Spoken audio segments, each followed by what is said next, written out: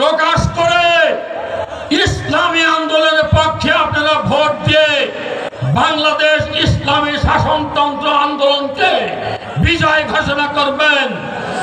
অত্র বেলকুচি চৌহানির পক্ষ থেকে নূর নবী সাহেব ইসলামী শাসনতন্ত্রের পক্ষ থেকে দাঁড়িয়েছেন।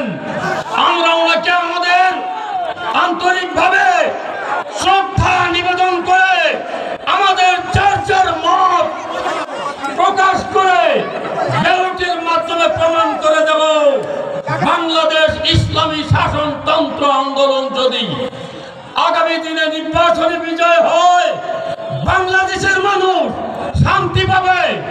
বাংলাদেশের সংসদে আল্লাহর কোরআন এবং হাদিসের আলোকে আইন প্রণয়ন করা হবে।